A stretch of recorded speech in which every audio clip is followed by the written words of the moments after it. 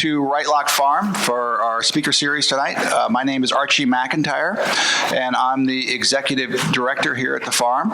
And we're very happy to have a nice big turnout to hear Laura speak tonight about oceans and farms. I do this every time. I ask for a show of hands for those first-time people to Wright-Locke Farm. How many first-timers?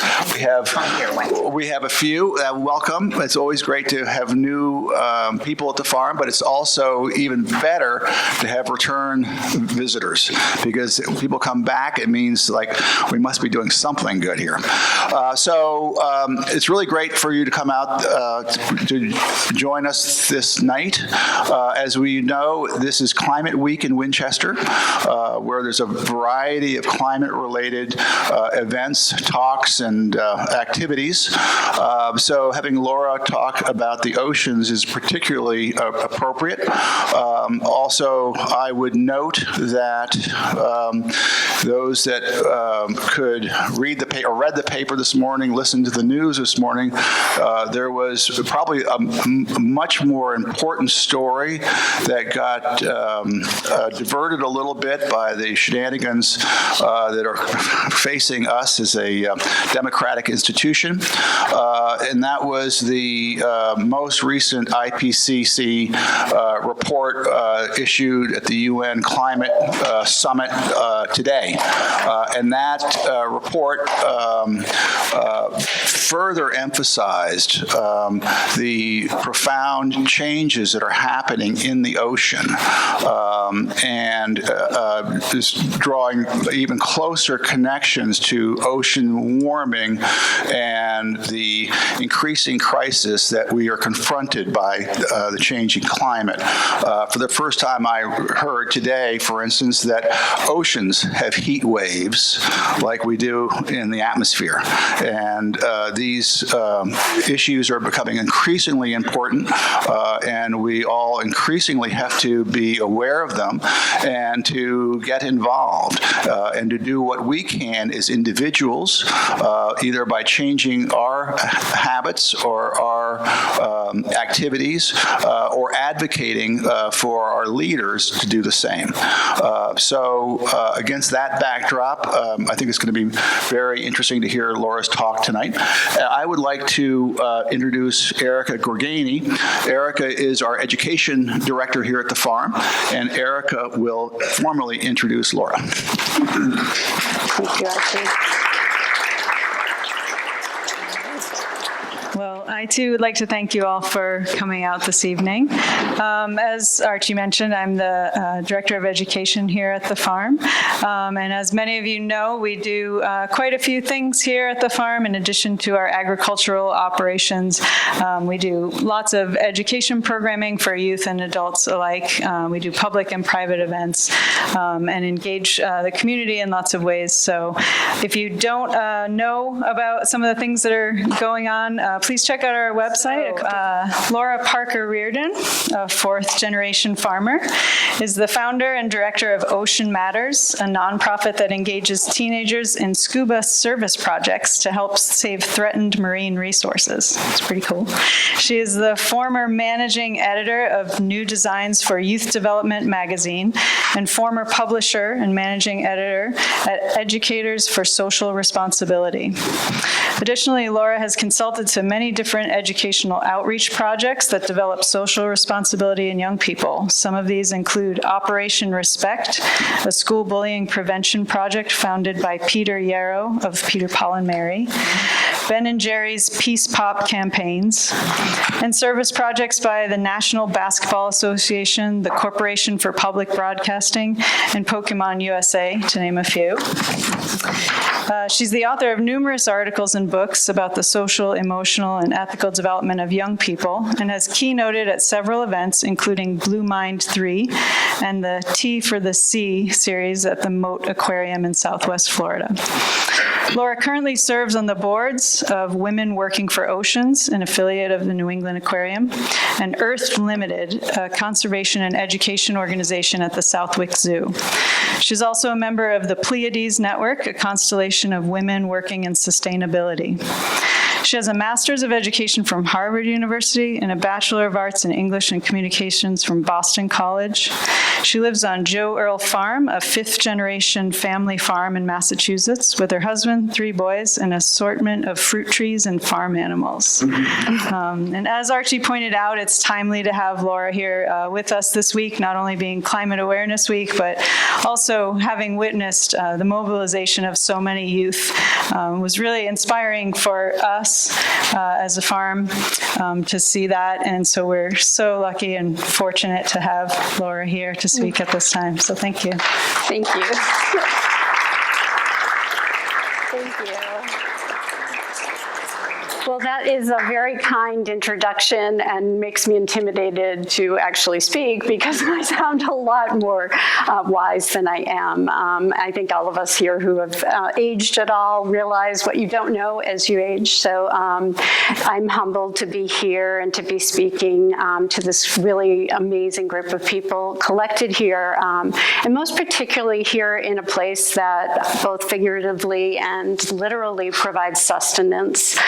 I had not been familiar with Wright-Locke Farm until I was asked to speak, and I don't know how I missed this jewel because it's one of the most amazing places right here in the Mystic River Valley and so close to the city.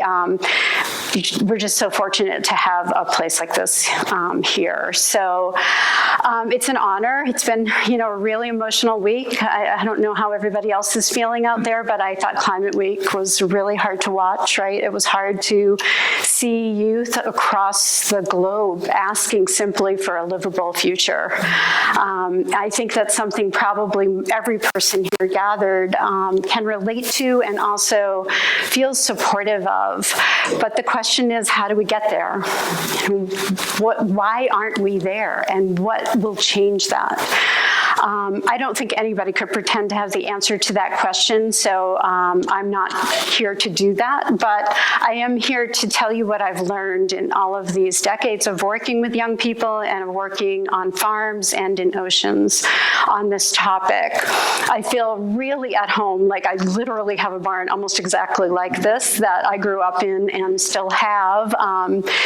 We have Rhode Island Reds on my farm, which were right outside the door while I was preparing my talk. We have goats, raspberries. I have childhood friends here who grew up on my farm, and I have friends from places like Women Working for Oceans, who's for the past 8 years have been really important part of my story.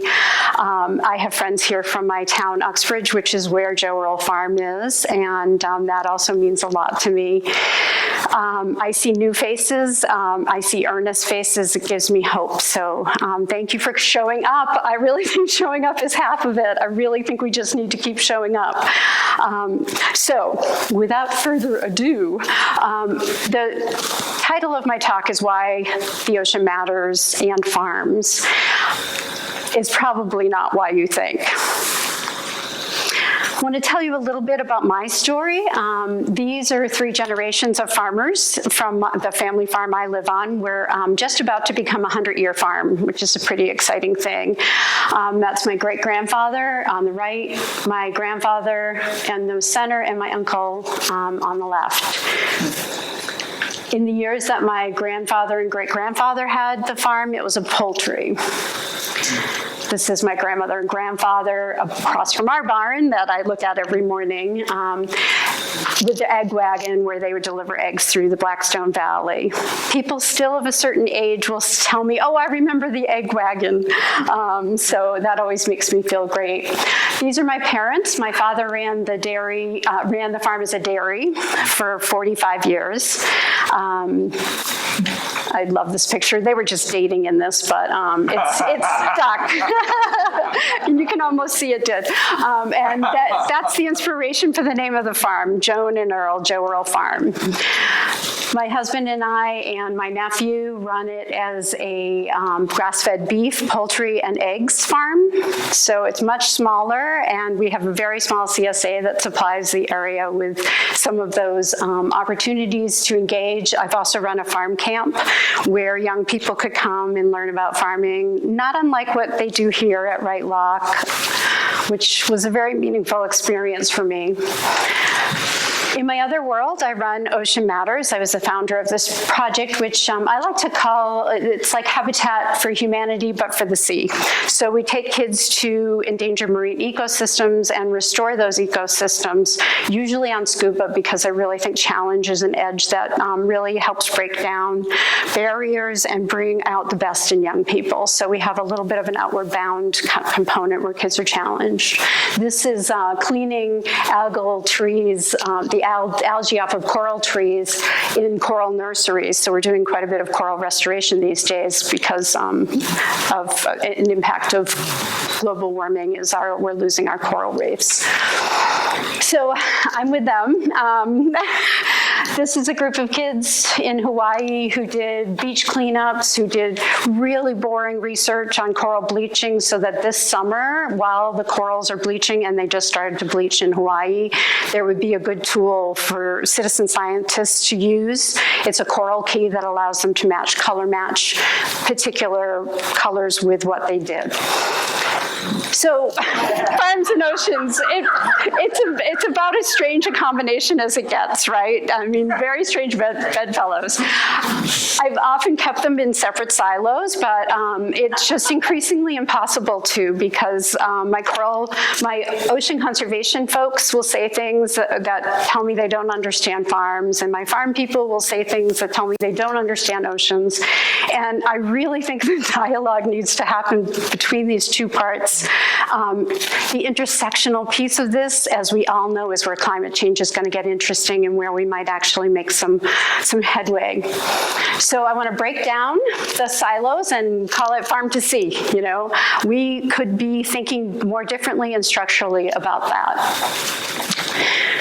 The other thing I do in my life is think a lot about what brings kids to this piece of social responsibility. How is it that you come to care about the earth? Why do some people care and others don't? What's the difference between those two things? I remember when I was dating my husband way back in 1989, I told a friend, he recycles. Like, I was so excited, right? Because that was a little odd in those days. Not many people recycled. I lived in Boston and people didn't, but he was in Minneapolis, and I guess Minneapolis was ahead of the curve. So, but how is it that we bring kids? What was it about my upbringing? What was it about my husband's upbringing? What was it about any of us in this room that care about nature? What brought us to that? That's a question I engage with all the time, and it's such a complex question. The answer just gets deeper as I go. So I want to say a quick disclaimer that I by no means in talking about farms and ocean and its impact on climate change mean to imply that this is like the silver bullet. All of us know the sobering realities of what we're facing here, and this is just one of the ways that we could be intersectional, and really maybe by doing that, we could be a lot more intentional about coalescing this idea that the whole could be greater than the sum of its parts. And I know that that's possible. I've seen that happen, and I've seen that coalesce in the groups of young people I've worked with. These are teenagers about to say goodbye in Florida just a few months ago, having only spent 2 weeks together, but they did such a meaningful project that this was how they spontaneously folded themselves into each other. And that is what climate change mitigation is going to look like. So why does the ocean matter? Shout out to me. People know, right? You already know this. We live here in New England. What does it do? It supplies us with food. What else? Tourism. Recreation. Carbon sequestration. Carbon sequestration, that's my favorite. Okay, good. Ding, ding, ding. She's a ringer, though. That's one of my women working for oceans folks. And also a marine biologist. She's really a ringer. So if I can't answer, she's going to help us. So these are the reasons why the oceans matters in a very transactional way, right? These are the things that we get from the ocean. They are wonderful byproducts. They're ecosystem services, we say. I think we've mentioned everything except for that it regulates our weather. 50% of our oxygen comes from it. Coastal ecosystems buffer our storms, which we need. Okay, I think we've said everything there. What I'd like to do is just take a couple minutes for people to get to know each other and answer the question, oh, I'm sorry. Nope, that's not where I am. Not yet. Okay, so first there's going to be a video, which I hope will play because I had a little trouble with it. What is the carbon cycle? Carbon is the chemical backbone of all life on Earth. All the carbon we currently have on Earth is the same amount we have always had. When new life is formed, carbon forms key molecules like protein and DNA. It's also found in our atmosphere in the form of carbon dioxide, or CO2. The carbon cycle is nature's way of reusing carbon atoms, which travel from the atmosphere into organisms in the earth and then back into Most carbon is stored in rocks and sediments, while the rest is stored in the ocean, atmosphere, and living organisms. These are the reservoirs or sinks through which carbon cycles. The ocean is a giant carbon sink that absorbs carbon. Marine organisms, from marsh plants to fish, from seaweed to birds, also produce carbon through living and dying. Sometimes dead organisms become fossil fuels that go through combustion, giving off CO2, and the cycle continues.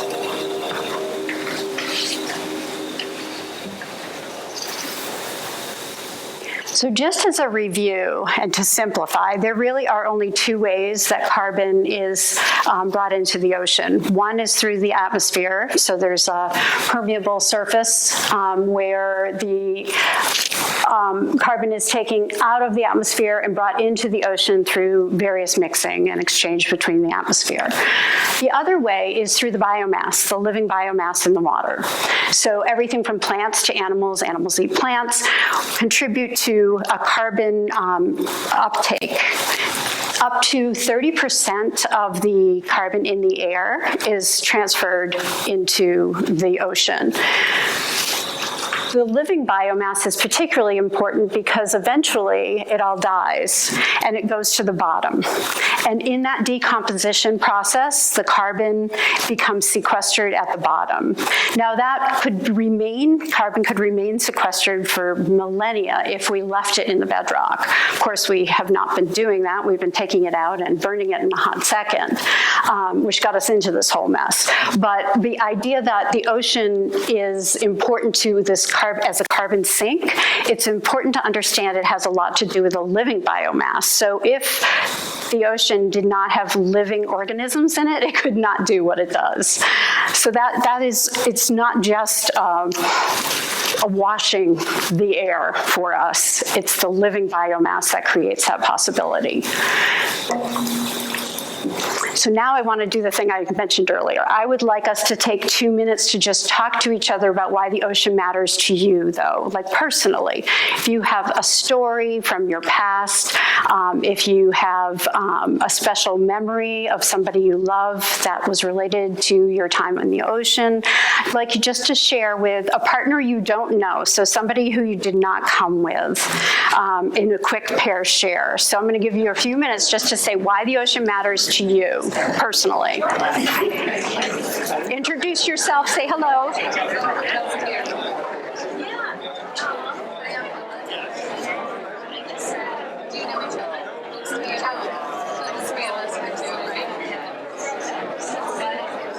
That looked like a lively conversation. Some good stories. Did you meet somebody new? Yeah. Good. Awesome. Great. You followed directions. This is good. Who would like to share what their talk was about? Anybody willing to just give us a little preview of what you talked about?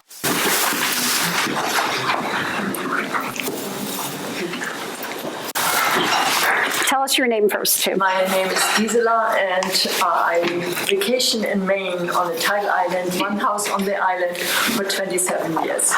Wow. It's on top of a rock. It goes right down to the water. And this year is the first year I really have had trouble swimming in there because of the multitude of jellyfish. Yeah, our changing seas. I immigrated from Germany and I took a boat from Germany to the United States. It took 8 days. That would be I unforgettable. have an idea how big the ocean is. Oh, thank you for sharing. Wonderful. Yeah, our changing ocean. Our changing ocean. Anybody else want to share? Yes. I just had memories that when I was about 20 years old, which was like 50 years ago, visiting in Israel. I'm not from the ocean areas, but going snorkeling in the Red Sea and seeing the gorgeous coral reef and the gorgeous fish that were swimming. And then maybe 10 or 15 years ago, I was on a cruise or something in the Caribbean, and one of the things you could do was go someplace where there could be coral. So I thought, oh, that's really what I want to do. And it was just like gray and white and dead. Yeah. That's unfortunate. I'm sorry. Yes. I feel that comment very deeply myself, having scuba dove for 30 years. Yeah. Anybody else? One more if we have time. Who would like to share? Yeah.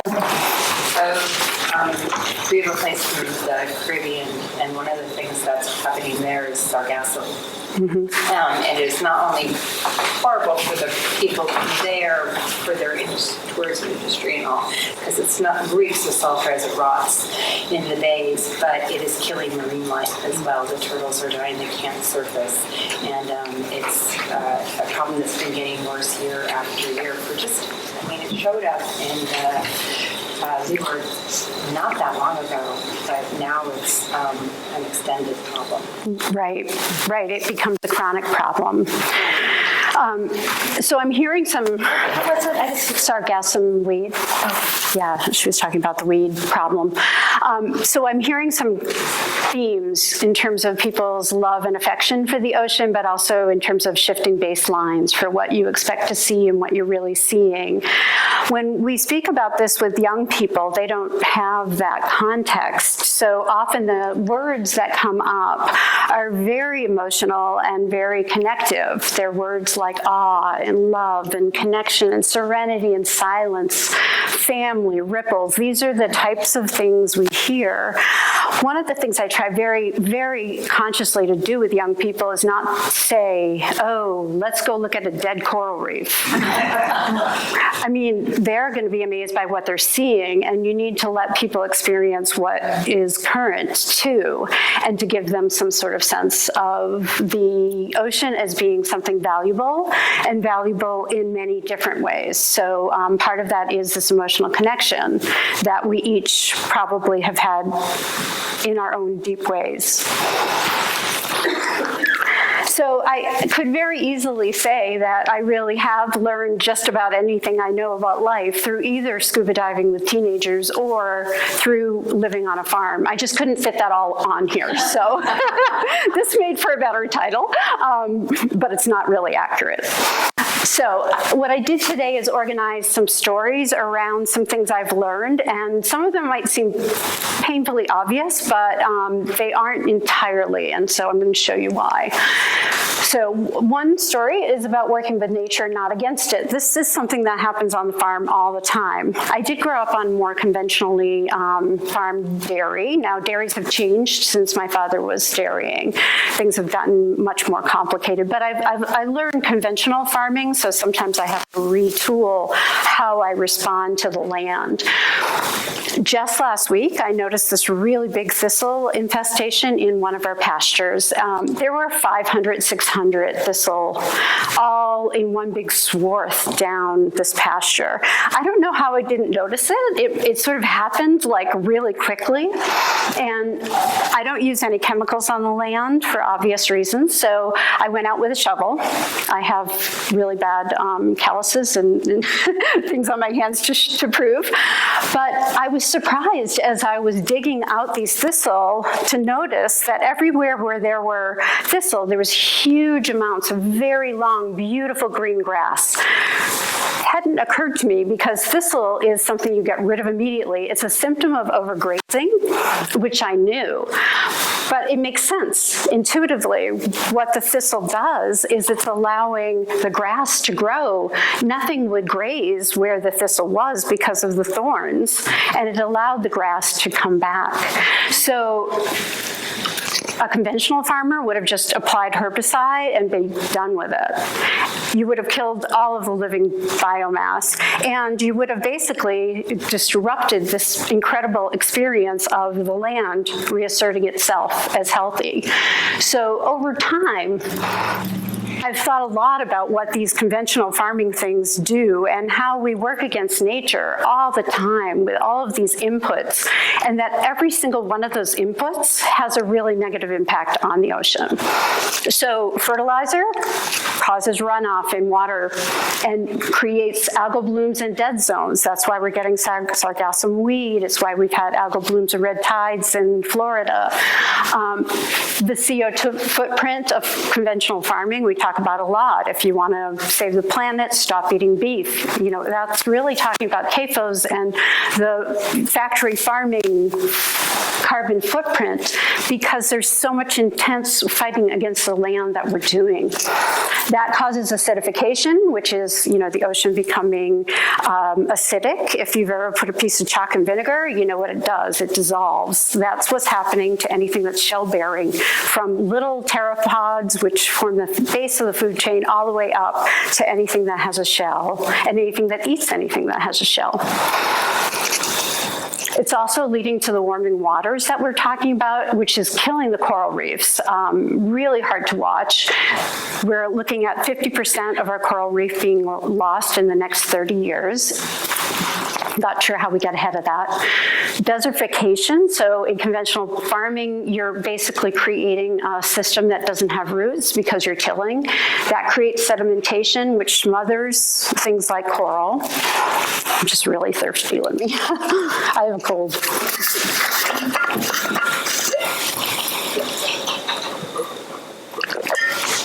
Desertification creates flooding.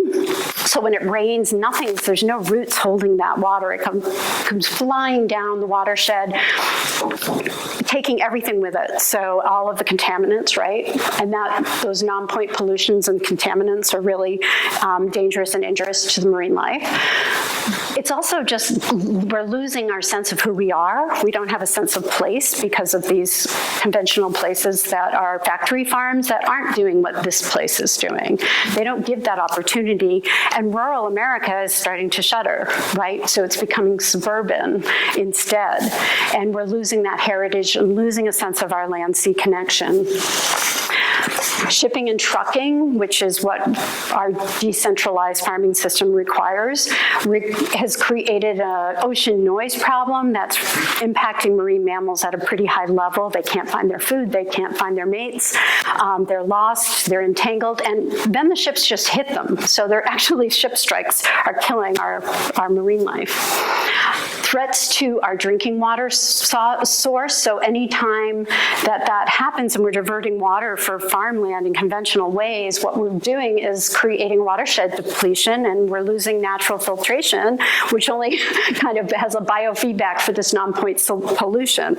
I just wanted to lay that all out because the farming connection to the sea is mostly damaging because of the conventional farming methods. I want to make that point really clearly because there is hope. So how many people have heard of regenerative farming? Oh, good. Okay, good. I know there have been some programs here at Wright-Locke about it. Is that correct? Part of your speaker series. So I just wanted to explain what it is and where the promise is and what Project Drawdown says about regenerative farming. So this. Can you hear that? Can we? We know that as a farmer using regenerative agriculture, farming methods such as no-till agriculture, water cropping, and multiple crop rotation. Maybe you do it to have water retention in the field, to avoid using synthetic fertilizer, or to increase the nutrient content of the soil. Whatever your reason, regenerative agriculture provides another benefit that has the potential to help everyone.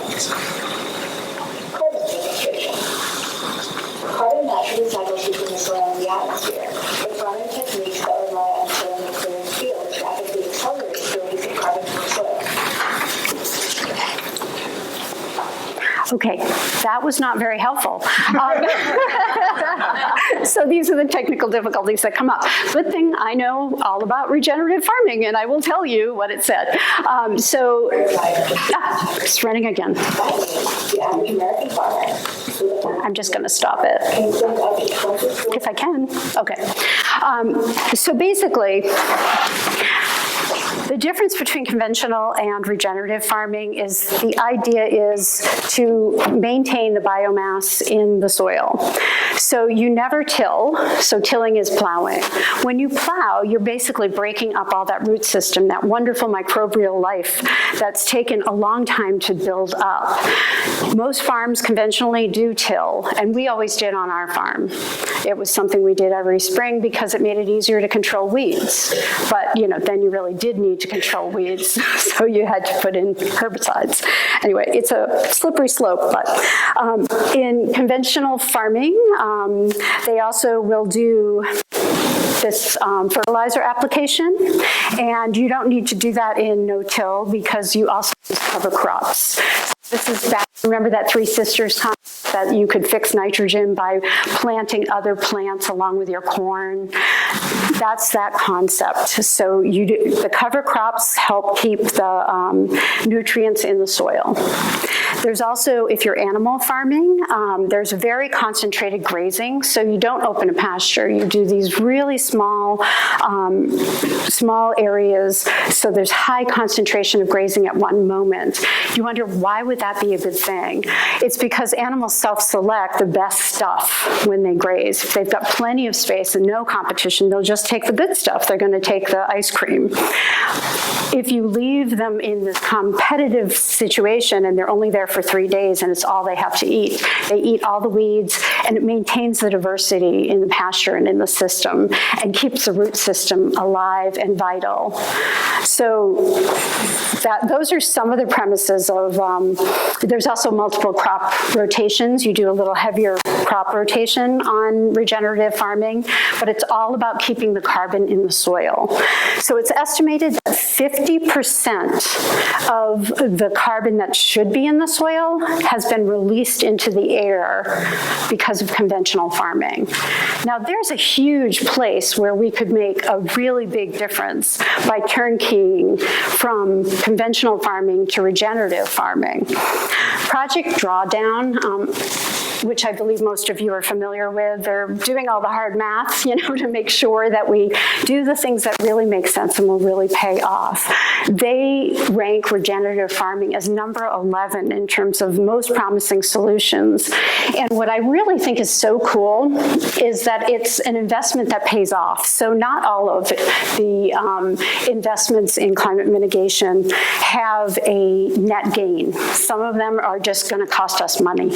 This actually is more impactful. It's less work for the farmer, has more economic yield, has more nutritious food. I mean, there is absolutely no downside to it. And it takes maybe 5 years to get there. So the initial investment isn't huge. So with a $57 billion implementation cost, there's a 1.9 trillion savings. That's a pretty good investment. So that's a good buy. Just to give a sense of the other rankings, because you have to put things in context. Regenerative agriculture is more promising than temperate forests, more promising than peatlands, than tree intercropping, than geothermal, than nuclear, than wind turbines. So this is really clearly has to be part of our mix. And something that really gets me excited about this idea and never gets actually calculated is it has an impact on this question about conventional farming. So to go back to this chart, every single thing listed here that negatively impacts the ocean pretty much is gone. Now, there'd still be non-point pollution. There'd still be all of these, shipping and trucking. I'm just saying it would be reduced by enormous amounts because conventional farming really is what creates this problem. I looked, and there's nobody who's done the math yet and done the research on exactly what we would expect. And this is just another example of how we haven't looked at these two things holistically. And we could. So if you're looking at investments and best bets, wouldn't it be smart to try to cross-leverage ocean conservation with all of this long list of terrible impacts to the ocean with a climate mitigation solution like regenerative ag? So if there's somebody out there who's in grad school, take this on. This is a really good topic. All right. Second thing I've learned. Tinkering with the parts does not work. It's usually disastrous. So an example of this on my farm was, I'm embarrassed to admit, so I'm telling you all my bad stories.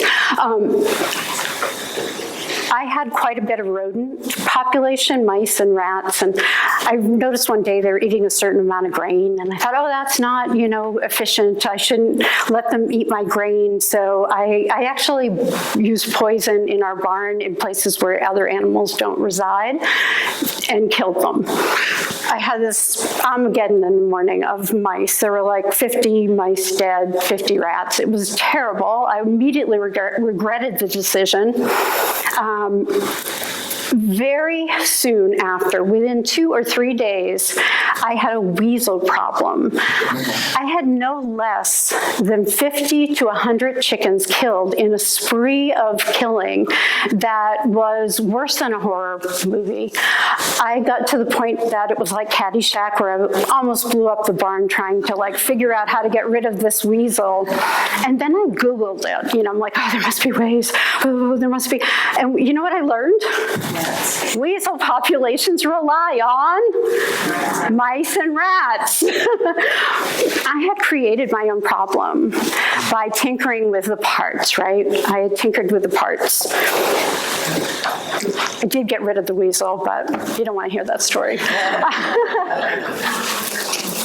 Whaling is another example of a place where we tinkered with the parts. We took all the whales out of the system all at once, well, over 100 years, but we did take out 60 to 90% of whale populations through our whaling industry. We are still trying to recover from that. Whales actually have a very important function ecosystem-wise. So they cycle nutrients through their pooping. They're big, so their poop is big. It's huge plumes of fecal matter come into the ocean through whales. They have 2 ways they spread it. One is horizontally, because they do these long migrations, right? They do all the way from their breeding grounds, which are nutrient poor, all the way up to their feeding grounds. And in that process, they're basically bringing nutrients to nutrient poor places. The other thing they do is vertically.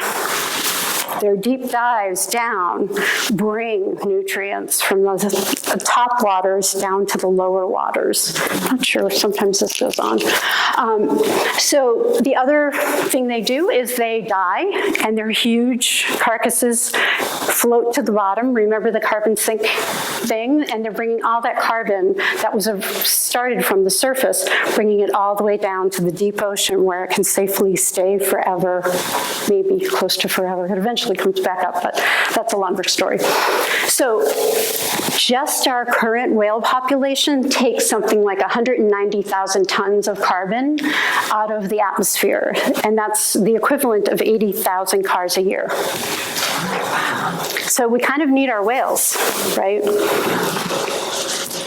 So those of us who are working on this problem through the New England Aquarium, many of us that are involved in Women Working for Oceans, you've probably seen the news that we're losing our whales. Our right whale, we have 400 members left, and just 17 died recently. Is that true? Or 8? 10 this year. 10 this year so far. That's too many. It's almost 20% of our population, or is 20%. So here we are at this place where we're thinking about climate mitigation. We really need to also think about resource and saving our current carbon sink animals, the ones that are so important. So whales are charismatic, but they also really are so important to a healthy ocean, and that should be enough of a reason. So right now, the biggest threats to the whales are entanglements and ship strikes. Entanglements from fishing gear, mostly lobstering, but also crab pots up in Canada. And the shipping strikes, you just have to Google a map of what the shipping lanes look like, and you'd be amazed anything survives. I mean, it looks like a rat's nest.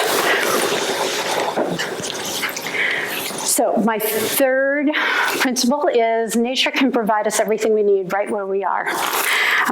Sounds very sentimental, and it is a little bit to me, but living in and pre-Civil War property will do that to you. Also, the work I do involves having the privilege of working with indigenous people sometimes. And so in Hawaii, we work with the native population of Hawaiians. And this is a banana hat. I don't know if anybody's ever seen one, but they're made literally from banana leaves, wonderfully woven. And they keep you from getting sunburned and, keep you out, get into the shade.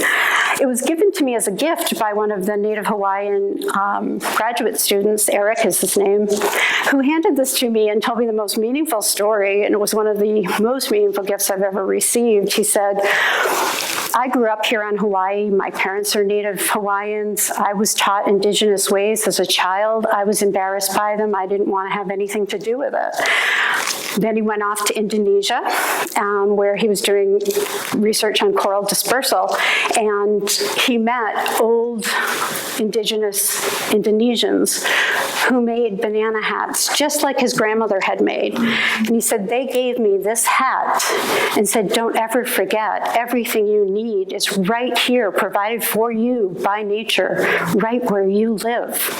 And so he handed me the hat and said the same to me. And I keep this in my office because it is just so meaningful to me to remember that.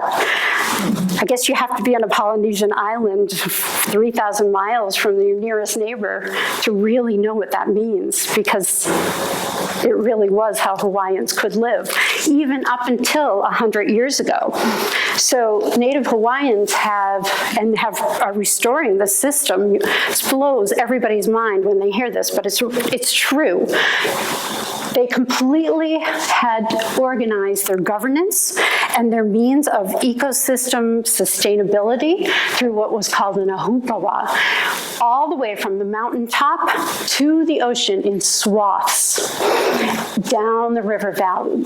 And what included in that swath were the taro fields that they farmed, so they're farming, their fish ponds, they were doing aquaculture 12,000 years ago.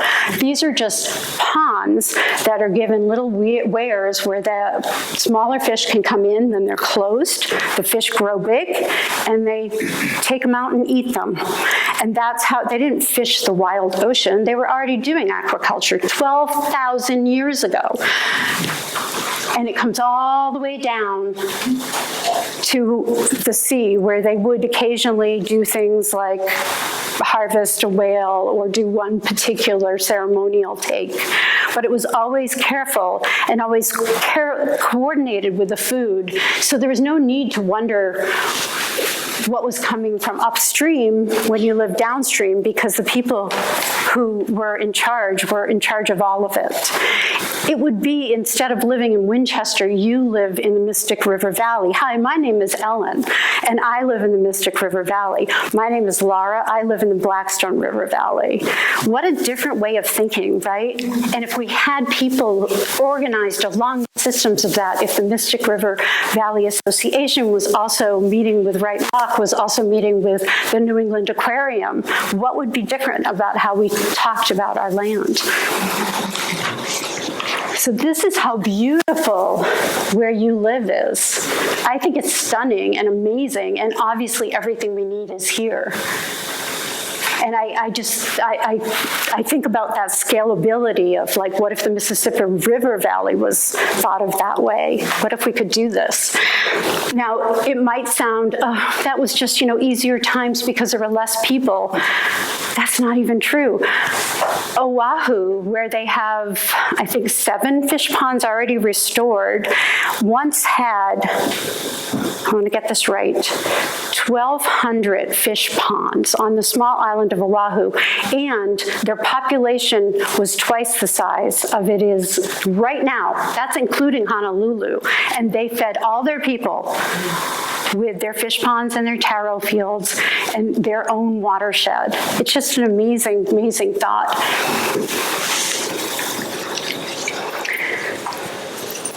Fourth, community is our organizing principle always in nature, and it should be for how we relate to it. Farms belong to communities. I always say that, and I know that this farm belongs to this community. When we moved to our farm, I was amazed at the people who showed up to help. People who came for haying, they came to help us weed. They showed up when we had trees fall, and they did some root work.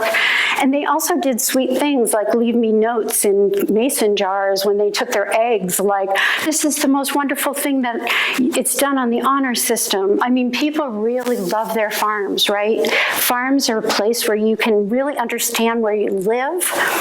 I don't think we have that same feeling about the ocean. I don't feel like our ocean belongs to our community. I don't feel like we engage people in it. I think oceans could learn a lot from a Wright-Locke Farm in terms of like, how do you engage people in where they live? These are kids in Hawaii doing some weeding of the taro fields. Actually, I'm sorry, this is weeding of invasive mangroves, so they're restoring. And the spirit of help and community that takes over is really touching to see. These are people who came and painted murals on our farm, and they thought it was the best day they ever had. For me, it was the best day I ever had until the llamas ate it, but it took a couple years. The llamas eventually found it kind of tasty. So I love the saying, sticks in a bundle are unbreakable. I want to tell you about a few kids. This is sort of to get close to wrapping it up, and what the kids learn from this time in nature and how it changes them. And I never fail to see it happen. So when you bring kids to a place that needs help and they do the work, amazing things start to happen. The story is about a kid called Nick who came to me having extricated himself from a gang only weeks before, and his mother wanted a break from him. She told me, see if you can fix him. And I laughed because I thought she was kidding, but then I saw she wasn't. And I thought, oh no, what have we done? And it turned out that Nick had like a really difficult time. He had been kicked out of 3 schools. He didn't belong anywhere. And the kids in the program were kind of not like him. And he told me that. He pointed that out very quickly. These are not the kids I have at home. This is not the people I hang out with, he said to me really pointedly. He started to break all kinds of program rules, and we were almost going to send him home. But then on a routine data dive, something amazing happened. He found a shark hiding in a crevice, and he went to each and every one of his peers and rapped on the tanks and brought them over to see this shark, every single one of them. And that day, the kids got out of the water and they were screaming, whoa, we saw a shark! And they were hooting and hollering, high-fiving with Nick. Nick was high-fiving, and he totally found his people. He found a tribe, and he found people who cared about him, and he found that the ocean could bring that to him. And even more interestingly to me was that he could find, like, this was not unusual. He found marine life in all of these cryptic places all the time. And I thought, maybe this is just a kid who's always been hiding in holes, who understands hiding in holes, you know, and he really did. So Nick ended up being the MacGyver of the program. You know, he was the fix-it kid. He ended up being a leader. He was such a positive influence on us. When he left, he talked about going to this outdoor education place in Vermont, and he was so excited. He found out that he had a sense of belonging. That's what nature can really do for kids. It can really give you a place to belong, a safe place to belong. The next story was about a group that was pretty crazy. This was typical. A guy named Josh, who was a leader of this group. He was so irreverent and funny. He was on his way off to Tufts the next year. You know, he really didn't need this program. This was just icing on his incredible cake, right? And I didn't really like him. Like, I remember thinking, you know, I'll put up with the kid, we'll get through it. He doesn't have much insight. This isn't...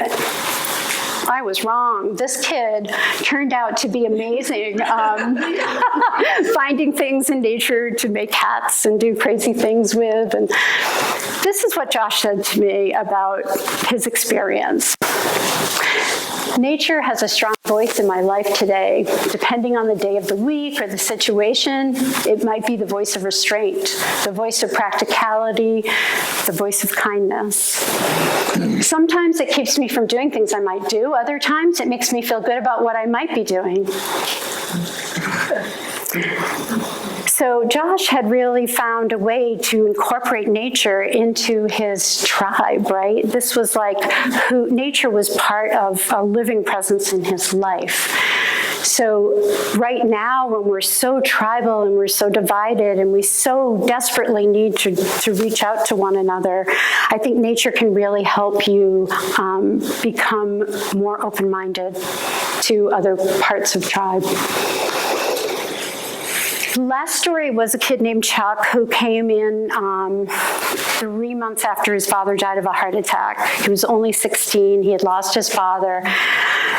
He had a really hard time adjusting. He'd spent hours just looking out on the Iron Shore, and a really bright kid who just was grieving. He was grieving and kind of lost, very lost. And we were worried about him. We thought, well, we should make him do some projects. We should make him engage. And, you know, but somehow it just felt right that he was spending all this time just looking at the water or watching the sunset. And we kind of knew that his circumstances might mean that he needed to hold that. So we let him. And he said some amazing things to me. He wrote this in an email, actually, but I want to read it to you. The program seemed to take me into the womb again, which was the setting for our new society. After I was birthed into the world with a new life force within me, with a passion for beauty in everything in our world and a consciousness of its fragility. It's so interesting to me that he chose to talk about birth, you know, when he just was grappling with death. And then he also talked even more about this idea of being, you know, in the womb, which when you're scuba diving in salt water is pretty much what it can feel like, right? So I also thought that was interesting that our language even acknowledges this idea of the womb. Nature is from the Latin nasci, which means to be born. So somehow he intuited all of this. He just felt it.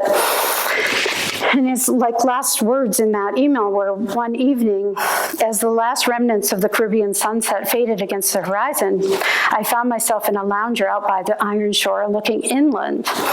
I sat there in a meditative trance, and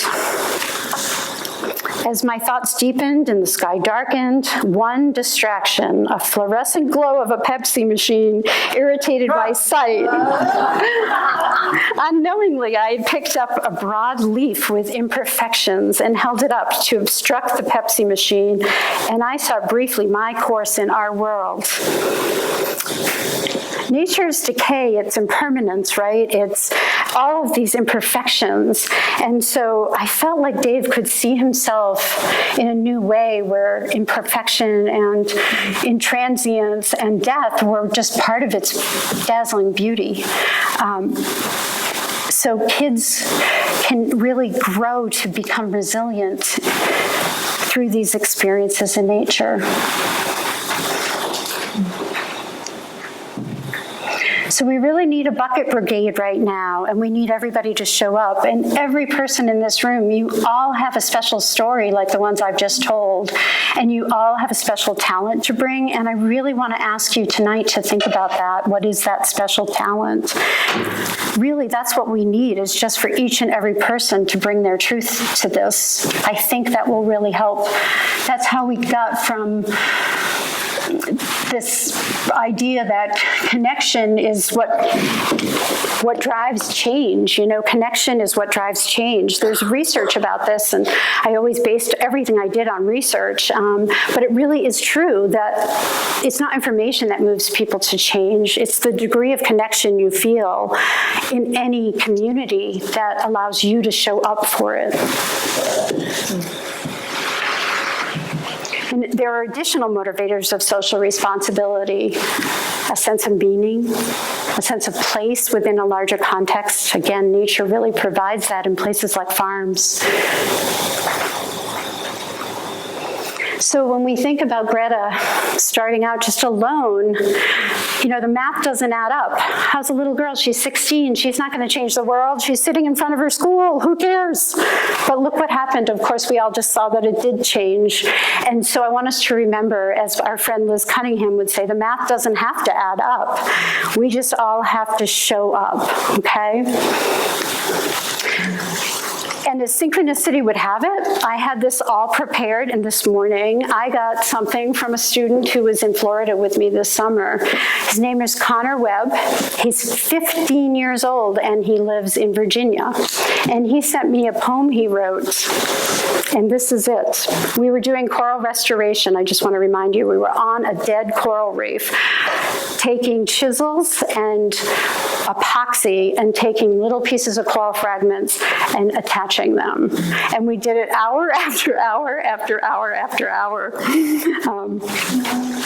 This is what Connor thought of that experience.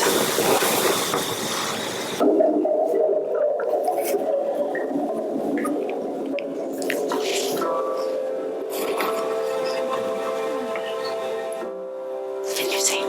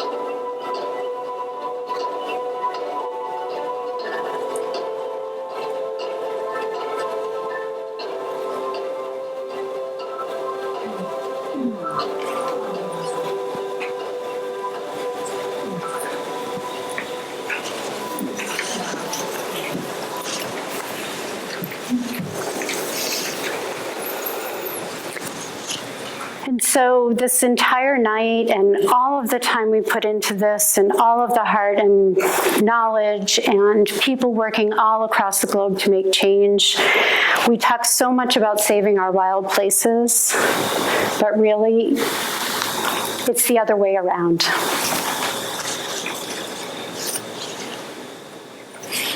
So let's do it together. Thank you.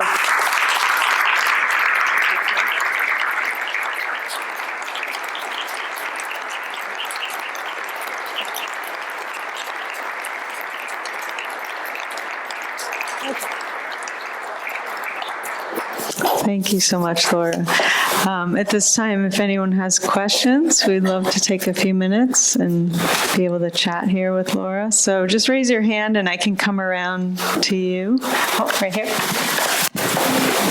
Thank you, Laura. That was an amazing talk. No, thank you. So I've learned a little bit about regenerative agriculture. I can really say it. I know it's hard to say. It's very hard to say. And so I'm curious about how you see it being enacted on a large scale, which is so much of our industry is, as agriculture is an industry rather than small farms like yours. I think there might be people in this room who could answer that better than I, but I do know that Project Drawdown does their due diligence, and so when they write that report, it's in a 30-year time frame, so by 2050, and what they assume to be actual real metrics of how you could turnkey.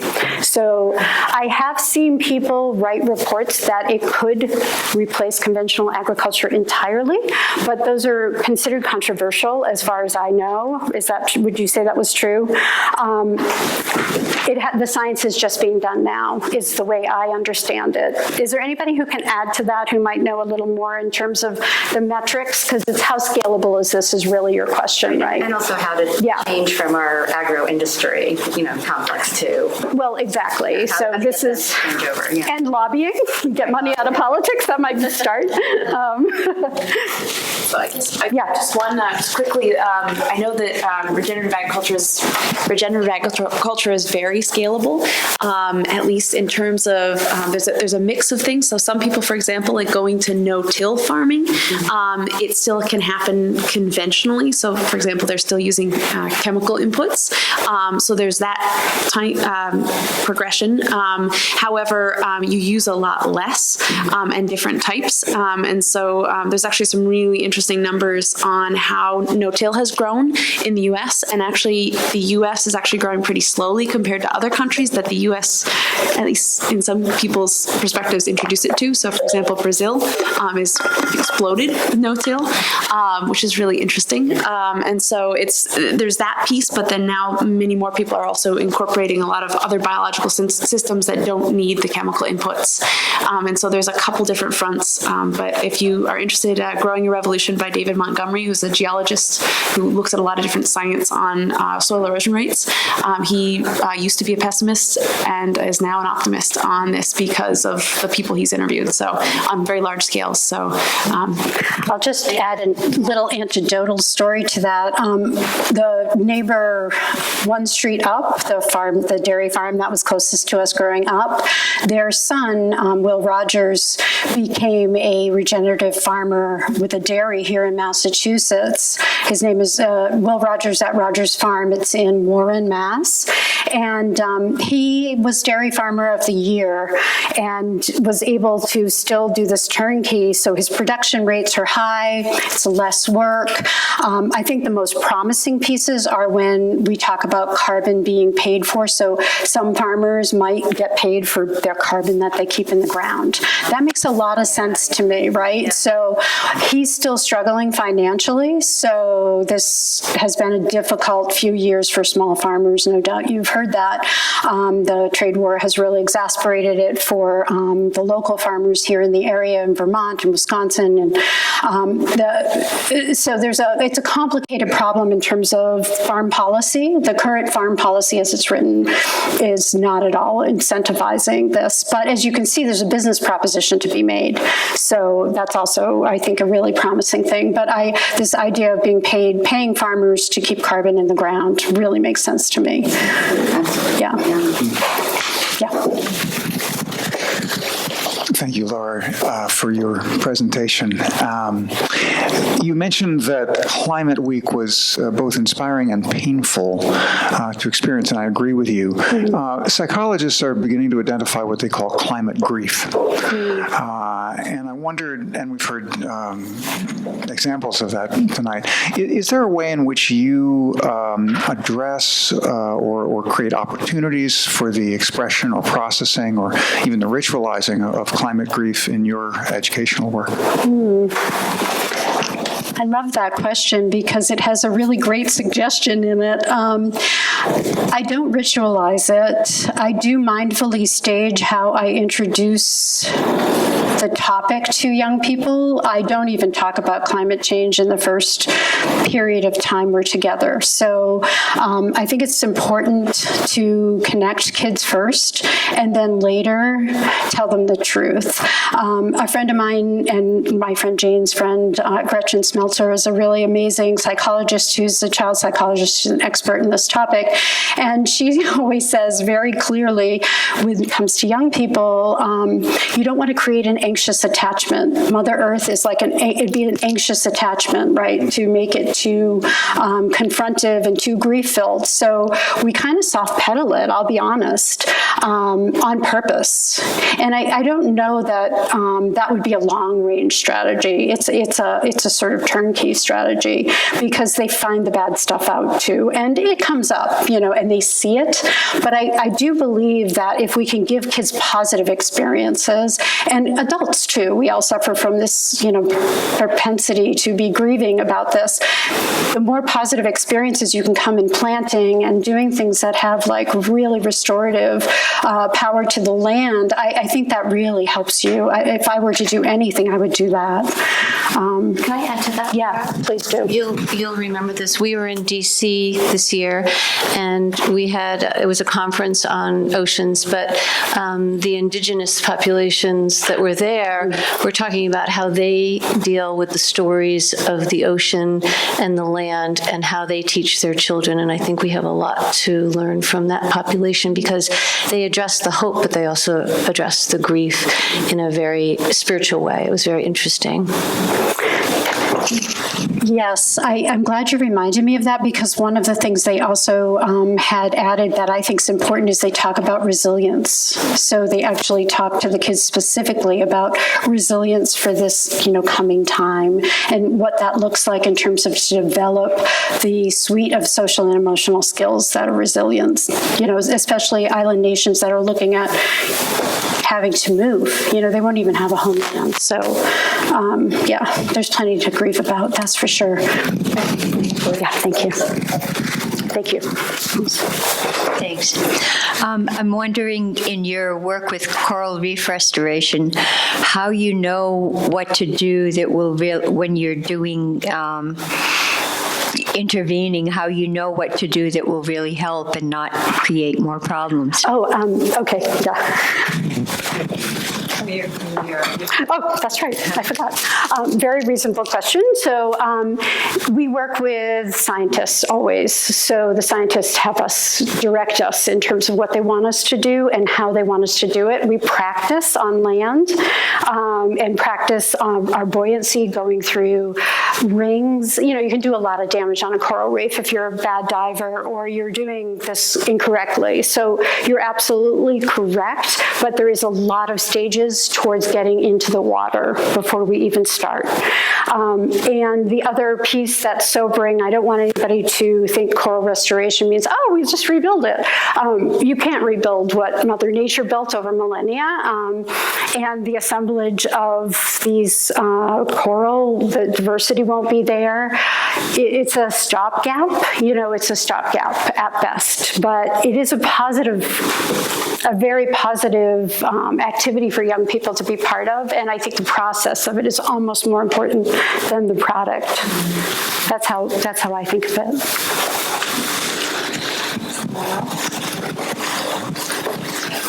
You talk about farming and oceans. I'm wondering about ocean farming. Do you have any thoughts on that topic and whether it's good or bad? I hear a lot of positives and negatives, and I'm not sure where we come out. So I'm going to answer this. I'm going to let Emily help me a little bit. But what I would say is we have something like 30 times more coastline than we do have in terms of available biosphere in the ocean. And so there is a real possibility for doing aquaculture that would be kelp farming and different types of plants mostly. I think there's been good progress made on the environmental impact of fish farming, mostly herbivorous, would be the better way to do it. shrimp farms actually in certain places that are really contained are promising, which I'm really happy about because I love shrimp and I hate to have to give it up forever. But it's a crazy thought that we're still basically hunters and gatherers in the ocean. It's just a crazy thought. Like we could have a better system. So Emily, is there anything you could add to that? Or I think you. Thank you. I think you covered it really well. I don't know. She must have seen my face when you asked that question, but I think Sorry that to put you on the spot. no worries. I think that the biggest areas for us to really capitalize on are in shellfish, in kelp farming, in things that naturally clean the water and help to filter and are habitat builders. So if you're thinking about oyster reefs, if you're thinking about kelp farming in a responsible way that doesn't add to entanglement issues, those are things that not only feed us, but enrich the ecosystems. We haven't really gotten it right in things like salmon farming and other fish where we're really just putting a lot more nutrients into the water to feed them. So, in some cases, we're feeding fish ground up chicken so that we can farm them. That doesn't make any sense. And it also is detrimental for the ecosystem in, over nutrifying kind of ways. So I think that those areas are really where we need to invest our time in terms of ocean farming right now. Thanks. Thank you, Emily. That was good. In the brochure from your organization, I see, major heading is Honduras. Yeah. I think that's one of the major sources of immigrants coming across the southern border because of major problems they're having in their society there. Mm-hmm. So are you still working in Honduras? And if so, what is your interaction with the people there? We were there this summer, so yes, we still have a Honduran project, but it's in the Bay Islands. So if you know anything about Honduras, we're off the mainland, we're in Utila, and it's kind of a tourist area for Honduras, so it's well protected by the Honduran Navy.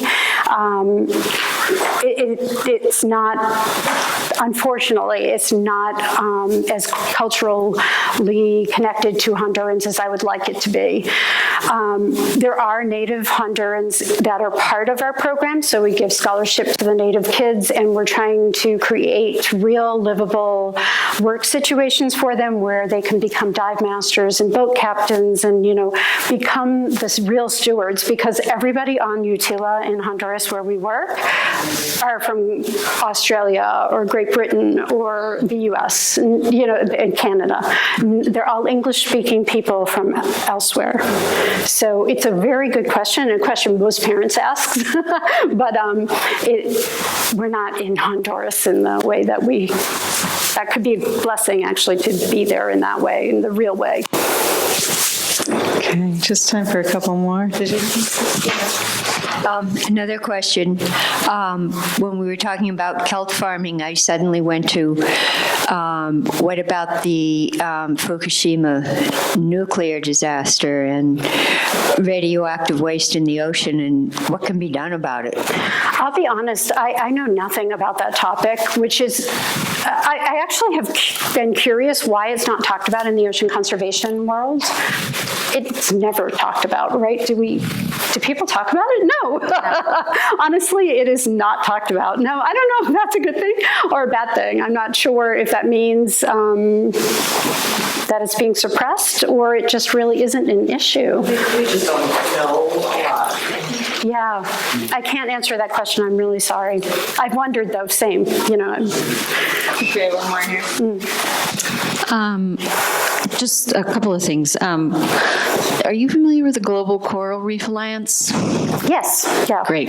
Yeah. Yeah. Really interesting science making serious progress there. Yes.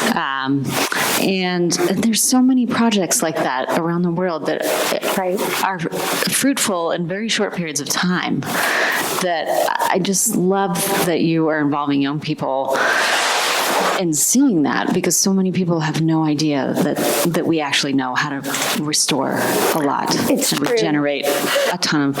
And I was just curious, like a couple of things on your process is one, how did you move from the farm to the ocean, and number two, how does the funding and recruiting work for your the funding and recruiting for this project? Okay, so the first part of the question, well, first I just want to acknowledge that's really true that there's a lot of promise in terms of what's being done in the world. And I think a lot of us like to say, we know the solutions, we just need to do them. And there is some truth to that, but that would be like saying we, know how to get from, I know how to climb Everest. Like in theory, I know how to climb Everest, but I probably can't, like in terms of scalability. So we have the science, and a lot of times it's really about the human factor, like how do we get from here to there? Then in terms of the other question, I like to say farms chose me. I was born on a farm. I inherited a farm. It was unthinkable to us. I lived in Boston South End for 25 years. It was unthinkable to me when my parents died that we would sell the farm out of our family. So my husband and I just stepped up and moved. So we're a little bit like that story of Green Acres. Yeah, we're Green Acres. My husband likes to say, though, that he's Jaja. He's not really into it. In fact, he's been in the barn maybe twice. That said, oceans I've been doing for a very long time. So ever since grad school, when I got out of Harvard, I wanted to do something really meaningful with kids, and I volunteered at the New England Aquarium on the Whale Watch, and that started this trajectory for me. Ocean Matters is a longer story, but the funding is still really difficult. I pretty much do a combination of bringing kids who can afford to pay full tuition to supplement kids who are on scholarship. Kids on scholarship are usually the ones who live where we're working, so that I can, build capacities where we're working. I do have some very generous individual donors. I have very little success with grants. Education is not funded the same way other kinds of work is done. And what really happened when Trump got elected is, and all of these ocean conservation things were on questionable footing, is people are putting their money into that. They're giving money to NRDC, they're giving money to Conservation League, which totally makes sense. It's like putting out a fire. Education has a longer trajectory. So anybody who has good ideas for funding for Ocean Matters, I'm all ears. But currently that's my Robin Hood strategy. I have some kids pay and supplement the other kids, and, drop Peter to pay Paul. So. All right. Well, thank you. Laura, thank you so much. You're welcome.